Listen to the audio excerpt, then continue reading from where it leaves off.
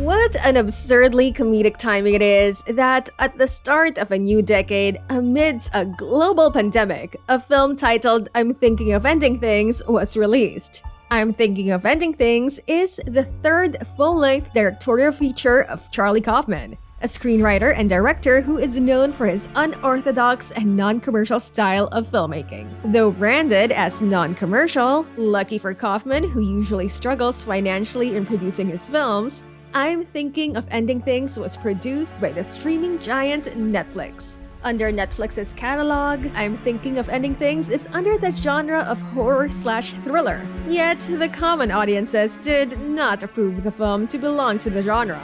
Many audiences find it boring. Some find it exhausting to watch just for the fact that half of the film revolves around a seemingly endless road trip on the bleak winter countryside. But as always, Kaufman's films divide the audience. While some weren't thrilled but certainly horrified due to boredom, others were psychologically terrified as they went deeper in analyzing the film. Just like what we're going to do today. Go grab a bowl of your favorite chips as we discuss your favorite flick here in Flick and Chips. You'll be warned, spoilers ahead. In order to be prepared for I'm Thinking of Ending Things shtick, you need to be familiar how Charlie Kaufman works, as most of his films are enigmatic, self-aware, and always about what's going on inside a troubled man's head.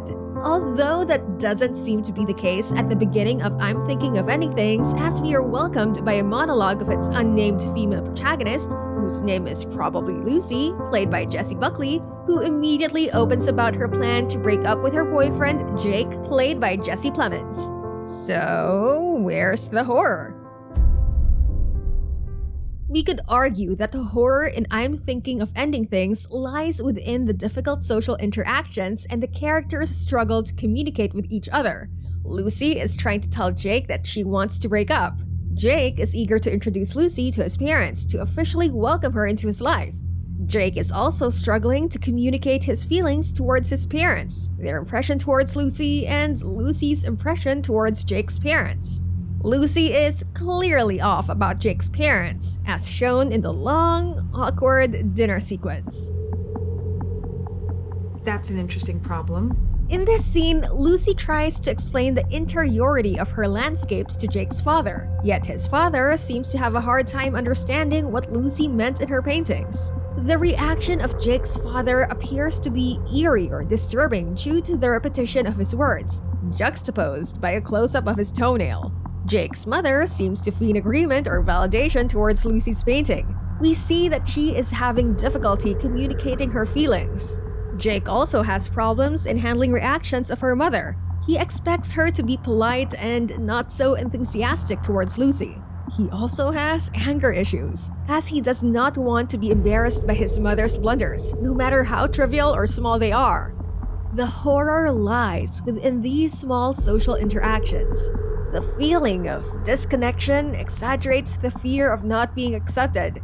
No matter how warm the dinner table is, we feel the bleakness that surrounds our characters, as we can only hear the continuously blowing of the winter wind apart from their dialogues. I'm Thinking of Ending Things is a generally slow film for its intention that audiences should feel the heavy passage of time. It's as if we, the audiences, are being dragged across the snow, like we are moving against the wintry wind. People like to think of themselves as points moving through time, but I think it's probably the opposite. We're stationary, and time passes through us. But just like what Lucy said, it's the film or the time that passes through us. In the same way that aging cannot be stopped, and some humans race against time, like how Jake's parents change from age to age when encountered by Lucy. It's as if she is racing against time. But the truth is, and the biggest spoiler of all, it was Jake who failed his race against time, and is now living a fantasy in his head. In an interview with IndieWire, Kaufman himself explained that just like in Ian Reid's original novel, Jake, Lucy, and the janitor, who is seemingly not related to them, are the same people. The old janitor is Jake. Inside his head is a fantasy of finally introducing a woman to his parents.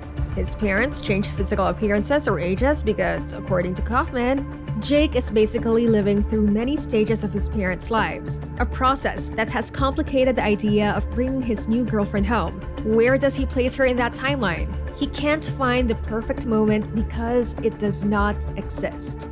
We would like to argue that the perfect moment does not exist because it lies within the memory. Our minds are biased over negative things. That's why we tend to remember bad moments in the past rather than good ones. That is why Jake, the janitor, could play his fantasy well, because his memory does not serve him right. In Kaufman's interviews, he explicitly told that Lucy is just Jake's fantasy, a figment of his imagination as a result of the type of media he consumes.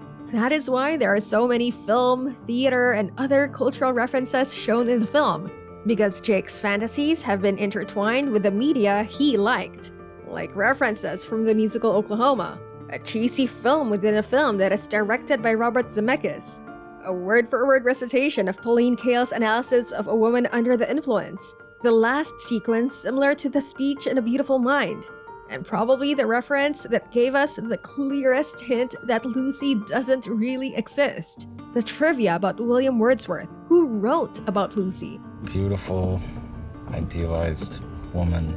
However, if it's a fantasy, why did it go downhill? Even though Lucy was Jake's beautiful, idealized woman, a fantasy, Kaufman wanted her to have a separate identity from Jake. It may be because of Jake's deep-seated insecurities. That deep inside, he knows that he cannot handle and does not deserve an ideal woman he wants. Can you imagine how sad and horrifying it is to accept that you, yourself, are not deserving of the things you fantasize? Maybe that's what fantasies are for. It may also be because of the slow deterioration of Jake's mental health. In the final parts of the film, Jake, the janitor, finally met Lucy and had a heartwarming talk with her before it is suddenly clear to him that it's his time to leave. That is why he followed the animated pig, a double symbol for his trauma and death, and proceeded to his final speech as if he was celebrating his life, before finally proceeding to the final shot where his car is submerged in snow, implying his death. Well, that's all we could chip in for the flick we discussed today. If you love this video, give us a thumbs up and subscribe to our channel. Again, this is Flick and Chips, signing out.